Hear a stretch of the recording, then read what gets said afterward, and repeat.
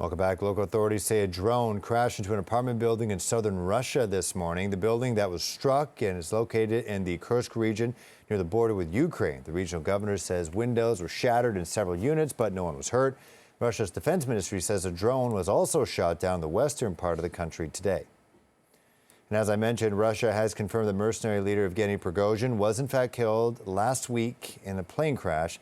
The country's investigative committee said today that after forensic testing, all 10 bodies recovered at the site of the crash were identified and their identities conformed to the manifest. Prigozhin, the head of the Wagner group that had recently staged a rebellion against Russia, was on the passenger list, along with several of his top lieutenants.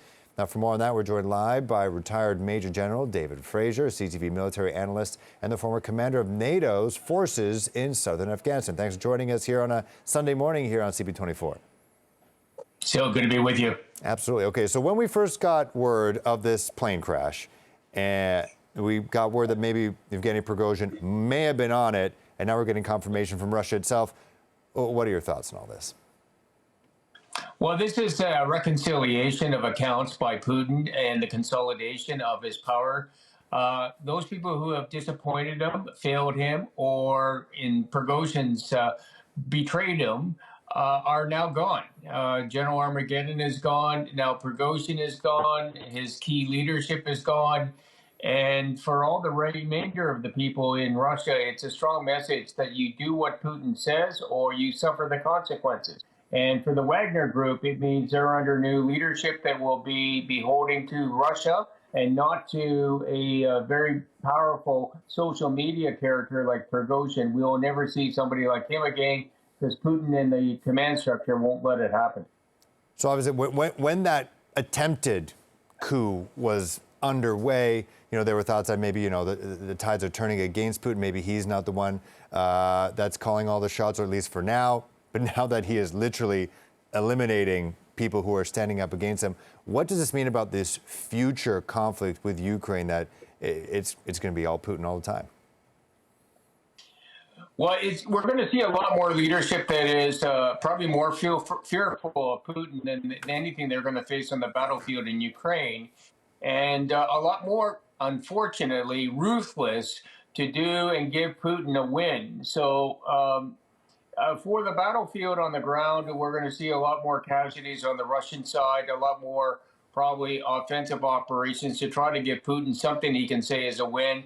We only have about a month and a half left before the winter really kicks in over there.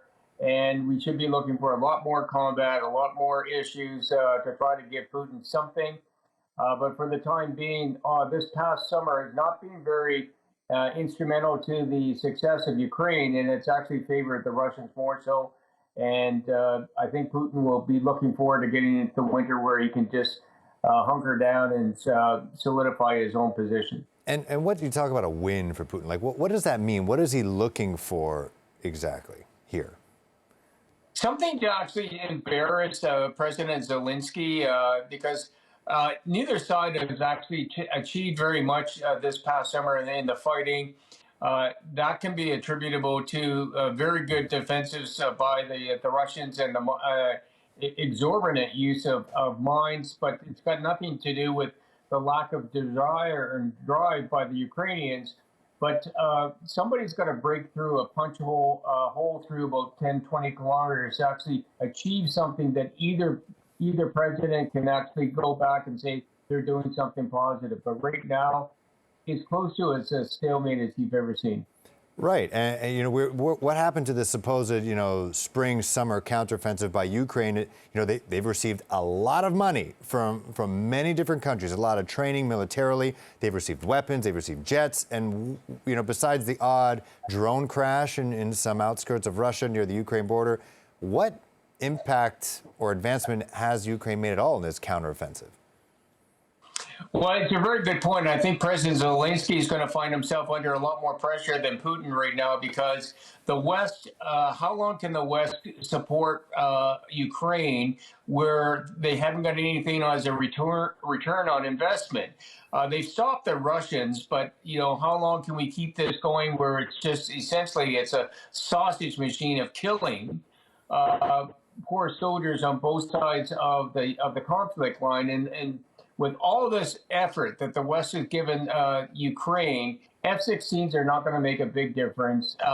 The problem right now is Ukraine just doesn't seem to have the combat capability to punch a hole through anywhere that's going to deliver President Zelensky the win or something politically he can use. I think we're going to see in 2024 a lot more people putting pressure on both sides to come to the table, to come to some sort of settlement, not a peace agreement, but some sort of ceasefire to stop this killing machine.